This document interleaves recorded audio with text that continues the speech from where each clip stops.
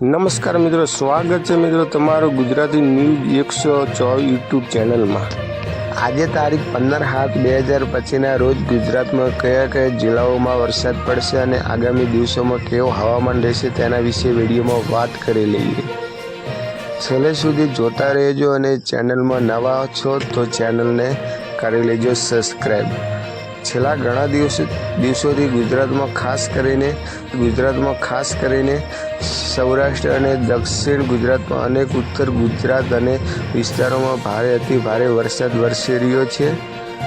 સ્થળો નદી નાળા વહેતા થયા હતા અને પાણી ભરાવાની પરિસ્થિતિ ઊભી થઈ ગઈ હતી। હવામાન બદલાવવામાં આવી રહ્યો છે કે અને ગુજરાતમાં તડકોનો સામનો કરવો પડી રહ્યો છે।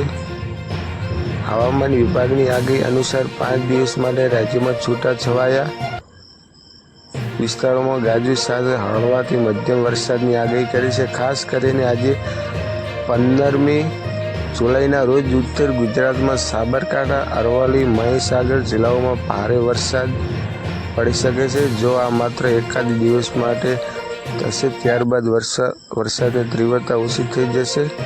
હવામાન નિષ્ણાત પરેશ ગોસ્વામીએ માહિતી આપી છે કે હાલમાં ઉત્તર ગુજરાત, પૂર્વ રાજસ્થાન પર વેલ માર્ક લો પ્રેશર અને ઉત્તર પશ્ચિમ મધ્યપ્રદેશ આ સાયક્લોનિક સિસ્ટમ સક્રિય છે અને સાથે મોન્સૂન ટ્રફ પણ સર્જાય છે પરંતુ બંગાળની ખાડીમાં જે સિસ્ટમ આવી રહી છે તે ગુજરાત તરફ ન આવી અને રાજ્યમાં તરફ ખસી ગઈ છે। હવામાન વિભાગે પણ 16થી લઈને 20 જુલાઈ દરમિયાન ભારે વરસાદની કોઈ પણ આગાહી કરી નથી। સમગ્ર રાજસ્થાન ફક્ત હળવાથી મધ્યમ ઝાપટા પડી શકે છે। હવામાન વિભાગની અને નિષ્ણાતોનું માનવું છે કે હાલના સમયમાં જે મોટી વરસાદી સિસ્ટમ ગુજરાતમાં હતી તે સક્રિય થઈ નથી। તેના આગામી દિવસોમાં ચોમાસાની ગતિવિધિ થોડો વિરામ લઈ શકે છે। તડકો પડવાની સંભાવના ખૂબ જ રહેલી છે।